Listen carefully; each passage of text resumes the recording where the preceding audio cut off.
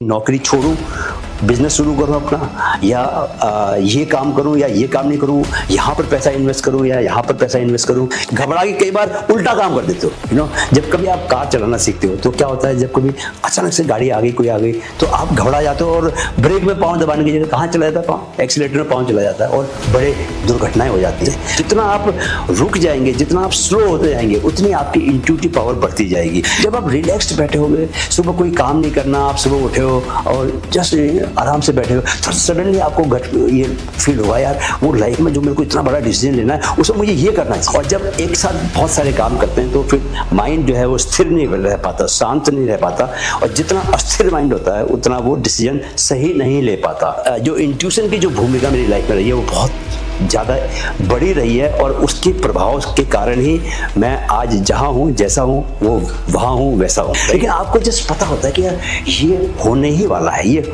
ऐसा करूँगा तो ऐसा होगा। दोस्तों नमस्कार, स्वागत है आपका माइंड फिट चैनल में। मैं हूँ आपका माइंड कोच कैप्टन सुंदर चंद ठाकुर, और आज आपके लिए कैप्टन की क्लास हाजिर है। और आज का विषय बहुत इंटरेस्टिंग है, और इस विषय के बारे में मुझे कैसे लगा कि ये मुझे आपको बताना चाहिए, पढ़ाना चाहिए। तो मैं 2 दिन पहले जब ऑफिस जा रहा था तो रास्ते में मुझे अचानक से ऐसा ख्याल आया कि यार इस बार मैं किस टॉपिक पे बात करूं। तो अपने आप से एक मेरे को आइडिया आया कि क्या है कि हम लोगों को बार बार ज़िंदगी में डिसीजन लेने पड़ते हैं, फैसले लेने पड़ते हैं, और उन फैसलों की वजह से ही हमारी लाइफ जो है संचालित होती है, गवर्न होती है। तो मुझे लगा कि यार ये जो फैसले लेने में सबसे ज़्यादा जो अहम भूमिका है, जो पिछले कुछ सालों से मैं महसूस कर रहा हूँ, वो मेरे लिए, मेरी लाइफ में वो इंट्यूशन है। तो इंट्यूशन को कैसे मैं अपनी लाइफ में लेके आया हूँ, और किस तरह से इंट्यूशन किसी की भी लाइफ में बहुत बड़ा एक रोल अदा कर सकता है उस लाइफ को दिशा देने के लिए। ये कुछ बेसिक बातें उसकी मैं आज बताने वाला हूँ आपको, और ज़रूर इसका बहुत फ़ायदा पहुँचेगा आपको। बिकॉज बहुत सारे लोग जो हैं आजकल बहुत एक अनकॉन्शियस लाइफ जीते हैं और बहुत फास्ट जीवन जीने की कोशिश करते हैं। एक साथ बहुत सारे काम कर रहे होते हैं, और जब एक साथ बहुत सारे काम करते हैं तो फिर माइंड जो है वो स्थिर नहीं रह पाता, शांत नहीं रह पाता, और जितना अस्थिर माइंड होता है उतना वो डिसीजन सही नहीं ले पाता। दोस्तों ये ऐसा ही है जैसे आपने एक तालाब देखा होगा।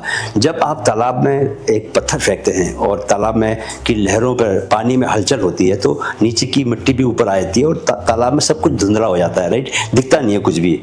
और जब कभी आप शांत बैठ जाते हैं, कुछ भी हरकत नहीं करते, तो तालाब का पानी जब एकदम से शांत हो जाता है तो इतना क्लैरिटी बढ़ जाती है पानी में कि आप नीचे का तले पर क्या क्या चीज़ें हैं, कहाँ पर अंगूठी गिरी है, कहाँ पर पत्थर पड़ा है, कहाँ पर पौधा उगा है, सब कुछ साफ साफ दिखते हैं, राइट। आजकल तो ऐसे क्रूज हैं जो कि समंदर में लेके जाते हैं और डाइविंग करवाते हैं नीचे, और नीचे का समुद्र के भीतर का जो जीवन है वो इतना खूबसूरत जीवन है। तो जितना आप क्रिस्टल क्लियर देख पाते हैं उतना आप लाइफ में मैन्यूवर कर सकते हैं। जितना साफ साफ दिखाई देगा आपको उतना आप उन रास्तों से अपने लिए एक रास्ता निकाल सकते हैं। तो माइंड में जितनी शांति रहती है, माइंड जितना काम रहता है, उतना माइंड आपके लिए फैसले ले पाता है, सही फैसले ले पाता है। और सारा खेल तो सही फैसलों का है। सुबह उठने के बाद से दोस्तों रात को सोने तक हर मोमेंट पे, हर कदम पे आपको फैसले लेने होते हैं। यार अभी उठूं कि थोड़ी देर और सो जाऊं।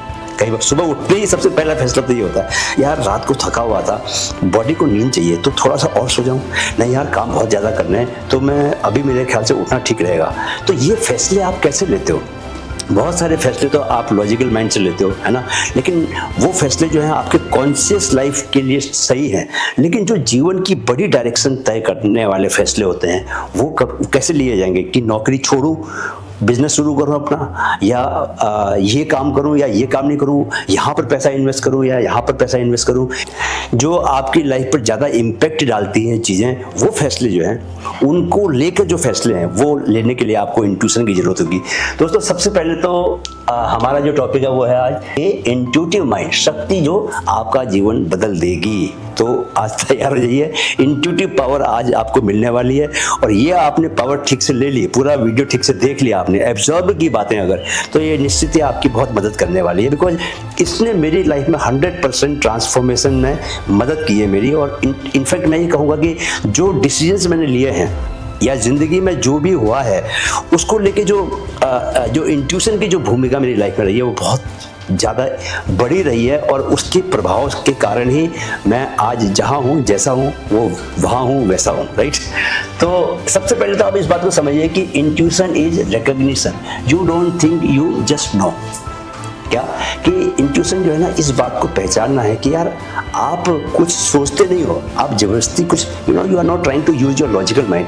आपको पता है कि ये होने वाला है, ऐसा होगा, यू जस्ट नो। मतलब एक चमत्कार की तरह होता है, बहुत सारे तरीके हैं उसके बारे में हम आगे बात करेंगे, लेकिन आपको जस्ट पता होता है कि यार ये होने ही वाला है, ये ऐसा करूंगा तो ऐसा होगा, है ना। और ये पहले से आपको पता चल जाता है। तो वो आज हम जानेंगे कि यार वो कैसे होता है, क्यों होता है, और उसको हम इंट्यूशन को अपनी लाइफ में लाने के लिए क्या क्या काम कर सकते हैं, क्या क्या हमको अभ्यास करने पड़ेंगे, राइट। तो पहला पॉइंट है दोस्तों कि इंट्यूशन क्या है और इनर नोइंग और साइलेंट इंटेलिजेंस में क्या फर्क है। तो दोस्तों सबसे पहले तो ये समझिए कि दिमाग नहीं, चेतना की आवाज है इंटेलिजेंस। क्या है? कॉन्शियसनेस जो है आपका है। तो बहुत जरूरी है कि आप कॉन्शियसनेस के साथ जुड़े। Unless until you don't connect with your consciousness, आपको वो इंट्यूशन की पावर नहीं मिल पाएगी। क्यों? क्योंकि कॉन्शियसनेस ही है जो कि आउटर कॉन्शियसनेस, जो कि इनफाइनाइट कॉन्शियसनेस के साथ जुड़ी हुई है, और इनफाइनाइट कॉन्शियसनेस में ही सारी आपके जीवन की घटनाएं होने वाली हैं, वो गवर्न करने वाली है, वही करवाने वाली है। इसलिए जब तक आप अपने कॉन्शियसनेस से नहीं जुड़ते हैं, तब तक आप इनफाइनाइट कॉन्शियसनेस को प्रभावित नहीं कर सकते हैं। तो ये जान लीजिए कि चेतना के साथ जुड़ना बहुत जरूरी है। माइंड बहुत छोटा एपरेटस है, माइंड आपके लिए वो सब काम नहीं कर सकता जो कि आपकी चेतना कर सकती है, और आपके भीतर ही चेतना है, राइट। सो आपको कहीं ना कहीं पर माइंड को शांत करना सीखना पड़ेगा। जब जितना आप रुक जाएंगे, जितना आप स्लो होते जाएंगे, उतनी आपकी इंट्यूटिव पावर बढ़ती जाएगी। ये भरोसा करना दोस्तों कि खुद पर ट्रस्ट करना। दोस्तों आपके जो है ना कई सारे रूप हैं। ऐसा एक तो अभी जो आप हैं वो रूप है, इसके अलावा आपके नीचे रूप है, मतलब इससे जो कमतर है और छोटे हैं और कमजोर है वो नीचे की तरफ है, और इससे अलावा आप जो मजबूत है, आपका जो मजबूत सेल्फ है, हायर सेल्फ है, वो ऊपर की तरफ है। सो आप किस तरह अपने कॉन्शियसनेस से कनेक्ट करके अपने हायर सेल्फ की तरफ जाते हैं अवेयरनेस के साथ, ये इस पर डिपेंड करता है कि आप कितने इंट्यूटिव पावर्स को लेते हैं और उनको इस्तेमाल करना शुरू करते हैं। तो दोस्तों रियल लाइफ की अगर हम बात करते हैं तो आप जो इंट्यूशन है कहाँ यूज कर सकते हैं? अपने रिलेशनशिप में यूज कर सकते हैं। आपके जीवन में जो अपॉर्चुनिटीज आती है वहां पर आपको अपनी इंट्यूशन पावर की मदद लेनी पड़ सकती है। अगर आप मदद लेंगे तो अपॉर्चुनिटी को ज़्यादा बेहतर पहचान पाएंगे। आपकी जो क्रिएटिविटी है वहाँ पर इंट्यूशन की पावर यूज होती है। बिजनेस में यूज कर सकते हैं, लीडरशिप में यूज कर सकते हैं। सो रिलेशनशिप में क्या होता है कि जब भी आप इंट्यूशन पावर से भरे हुए रहते हैं तो आपके लिए बहुत आसान हो जाता है कि आप किसी को रिकॉग्नाइज करें, किसी व्यक्ति को जान सकें। आपके भीतर व्यक्ति को पहचानने की पावर बढ़ जाती है और व्यक्ति की एनर्जी को भी आप जान पाते हैं। जब भी आप, कई बार ऐसा हुआ होगा कि जब किसी व्यक्ति से फर्स्ट टाइम मिलते हैं, जिसको बोलते हैं ना पहली नजर में प्यार हो गया, तो पहली नजर में प्यार होना क्या है कि आपको लगता है कि यार उसकी वाइब्रेशंस आपकी वाइब्रेशन से मैच करती है। एक इंट्यूशन होता है आपको कि कि you connect well with that person. ऐसा मुझे लगता है कि आपको अपनी अभी तक की जिंदगी में जरूर ऐसा एक्सपीरियंस पहले हो चुका होगा। इसलिए अगर कोई व्यक्ति अगर शांत माइंड से जीना शुरू करता है तो उसकी इंट्यूटिव पावर बढ़ेगी और उसकी वजह से उसके रिलेशनशिप में बहुत ही क्लियर कट फर्क पड़ता है, क्योंकि उसको ये मालूम चलता है कि किस व्यक्ति की क्या भूमिका है, वो किस तरह से लोगों से कनेक्ट करता है। दूसरा ये कि अपॉर्चुनिटीज को पहचानने की ताकत बहुत बढ़ जाती है। आप इंटरव्यू देने जाते हो दोस्तों, फर्स्ट टाइम में ही अगर आपकी इंट्यूटिव पावर बहुत स्ट्रांग है तो आपको लग जाता है कि यार जैसे ही आपका इंटरव्यू में बातचीत चलती है आपको लग जाता है ये तो मेरा जॉब है बॉस, ये जॉब तो मैंने करना है, मैं तो यहाँ के लिए बिल्कुल फिट हूँ और ये मुझे ही मिलना चाहिए। और फिर आप उसी ढंग से बातें करते हो कि आपकी बातों से इंटरव्यू लेने वाले भी कन्विंस हो जाते हैं और आपकी एनर्जी दोनों की मैच करती है and you get the opportunity, आपको वो अपॉर्चुनिटी मिल जाती है। तो अपॉर्चुनिटीज को पहचानने की जो ताकत है ना वो तभी आती है जब आपके भीतर इंट्यूटिव पावर ज़्यादा स्ट्रांग होती है। इसी तरह से दोस्तों क्रिएटिविटी जब होती है तो क्रिएटिविटी जब आप लिख रहे होते हो, जब आप पेंटिंग बना रहे होते हो, या जब उस तरह की जो चीज़ें आपके जीवन में होती है तो वहाँ पर इंट्यूटिव पावर कि यार मैं किस बारे में लिखूँ, किस चीज़ के बारे में मैं बात करूँ या किस चीज़ के बारे में फिल्म बनाऊँ, तो वो इस वक्त समाज में क्या चल रहा है, कौन सी ऐसी चीज़ है जो कि समाज में लैकिंग है। लोगों के जीवन में प्यार नहीं तो आप प्यार के ऊपर फिल्म बनाओगे, लोगों के जीवन में किसी बात को लेकर गुस्सा है तो आप हो सकता है उस गुस्से पर फिल्म बनाओगे। और तभी तो ऐसा होता है कि कई बार हम देखते हैं कि कोई फिल्म बहुत ज़्यादा उसमें पैसा भी नहीं लगा होता लेकिन हिट हो जाती है, क्यों? क्योंकि वो जो जिस बंदे ने फिल्म बनाई है उसमें वो इंट्यूटिव पावर थी कि यार इस वक्त इस चीज़ की कमी है, और जिस चीज़ की कमी होती है सबका ध्यान उसी तरफ जाता है, सब लोग उसी को पाना चाहते हैं। तो आपकी फिल्म अगर वो चीज़ दे रही है तो ऑडियंस उसको नेचुरली ज़्यादा मिलेंगे, फिल्म ज़्यादा चलेगी और आप ज़्यादा पैसा कमाओगे और ऑब्वियसली नाम भी कमाओगे। तो इसी तरह बिजनेस में बिजनेस अपॉर्चुनिटी, बहुत सारे बिजनेस जो हैं वो डूब जाते हैं, बहुत बड़े बड़े बिजनेस हाउसेज जो हैं वो समय के साथ वो पहचान नहीं पाए, समय के रुख को नहीं पहचान पाए, उनकी इंट्यूटिव पावर्स बहुत कम थी। इसलिए the CEOs, those with intuitive powers, they always guide the ship properly, इस तरह से गाइड करते हैं कि जो नए चैलेंजेस हैं उनको पहचान पाते हैं वो, क्यों? अपनी इंट्यूटिव पावर से। इसलिए एक CEO, those who are leading the organisation, they must have that intuitive power. एक प्री कंडीशन हमेशा रहनी चाहिए, जो लोग मालिक हैं कंपनियों के उनको ये हमेशा देखना चाहिए कि जो CEO है वो सिर्फ अपने फील्ड का एक्सपर्ट होने के साथ साथ उसके पास क्या है, इंट्यूटिव पावर है। अगर इंट्यूटिव पावर है तो उसके हाथों में कमांड देना ज़्यादा सेफ रहेगा, क्योंकि वो वक्त के आगे भी देख पाएगा अपनी इंट्यूटिव पावर के साथ, राइट। और इसके अलावा लीडरशिप, दोस्तों मैं तो इंडियन आर्मी में था, इंडियन आर्मी में जो एक चीज़ जो सबको पढ़ाई ही जाती है, बताई ही जाती है, वो है लीडरशिप। तो लीडरशिप क्या है कि नेचुरल लीडरशिप, वहाँ पर ऑटोमेटिकली कुछ ऐसा होता है कि आप सीख जाते हो, because you are always commanding people, you are always giving task to your soldiers, और चैलेंजेस के बीच में काम कर रहे होते हो, तो आपको हमेशा आगे का सोचना पड़ता है, तो माइंड तेजी से काम करता है। तो आप में कुछ इस तरह की पावर्स होनी चाहिए जहां पर कि आप आगे आने वाली घटनाओं को भी देख लें। जब लड़ाई होती है तो बहुत सारे फैक्टर्स को आपको अपने दिमाग पर रखना पड़ता है एज ए लीडर, कि क्योंकि आपने अपने सोल्जर्स को ऐसे काम देने पड़ते हैं जहां पर कि जान की बाजी लगा के उनको उस काम को पूरा करना पड़ता है। तो you have to be very very alert. तो इसलिए आप बहुत इतना दिमाग आपका यूज होता है, यू थिंक सो डीपली, तो आपके सबकॉन्शियस में भी चीजें चली जाती हैं। Subconscious is the one which basically decides कि आपकी इंट्यूटिव पावर कितनी है, बिकॉज गवर्न वहीं से होता है। जब आप बहुत ज़्यादा किसी चीज़ के बारे में सोचते हैं तो वो आपके सबकॉन्शियस में जाता है, और सबकॉन्शियस आपको बताता है कि यार ये करना चाहिए, ये नहीं करना चाहिए, है ना। तो आर्मी की जो लीडरशिप है, जो ट्रू लीडरशिप है, वो हमेशा आपको तैयार करती है किसके लिए, इंट्यूटिव पावर्स के साथ डिसीजंस लेने के लिए।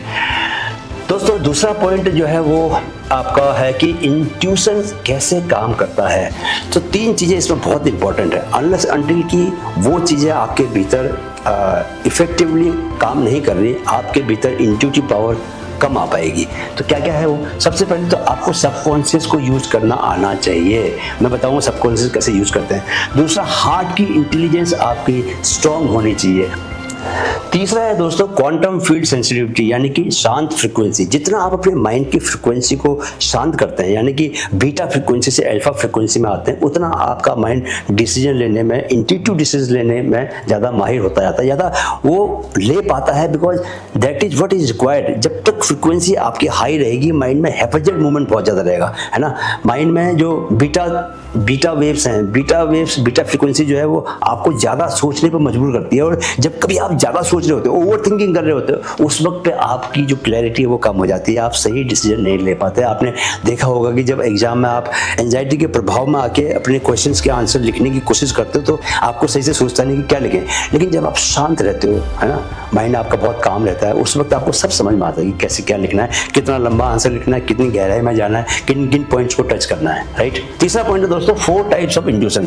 तो 4 टाइप्स कौन कौन से हैं? फर्स्ट है इमोशनल, ठीक है। इमोशन में energy is the main thing. क्या करना पड़ता है इसमें? कोई भी व्यक्ति जब आपके से इंटरेक्ट करता है, सो अगर आप में क्या होगा, इमोशनल इंट्यूशन होगा, तो you would recognise, you would know कि यार इस व्यक्ति में कौन सी कैसी एनर्जी है, राइट। वो एनर्जी को आप महसूस कर पाओगे कि उसमें लो एनर्जी है, हाई एनर्जी है। तो हर आदमी महसूस नहीं कर पाता। अगर आप महसूस करते हो, आप जान पाते हो यार सामने वाले में एनर्जी कैसी है, तो इसका मतलब है कि आपके भीतर क्या इमोशनल इंट्यूशन है।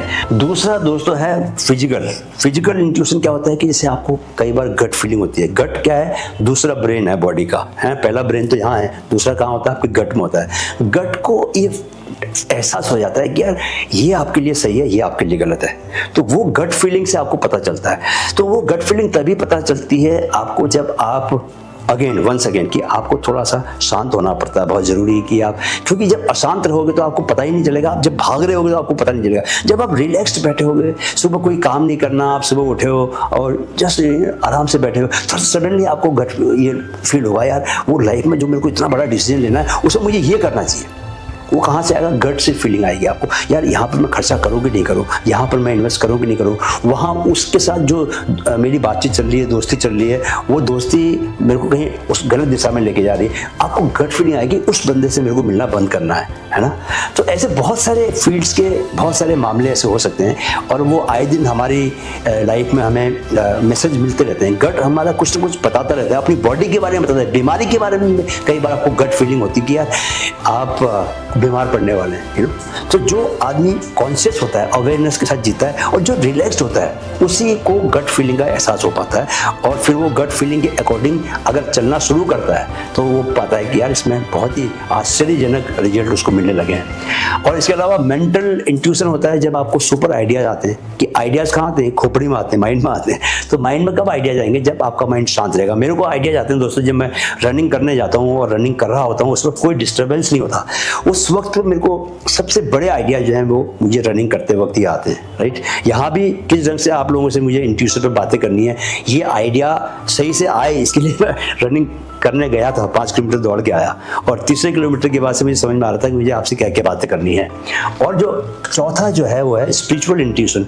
दोस्तों वो तब होता है जब आप शांति के साथ रहना सीख जाते हैं, आपको जीवन में किसी लक्ष्य के पीछे भागना नहीं है। जैसे जो वैरागी लोग होते हैं, जो संत लोग होते हैं, जो महर्षि हुए हमारे देश में, वो लोगों ने किसी टारगेट के पीछे नहीं भागते, कोई गोल सेट नहीं करते, जैसे कि कॉर्पोरेट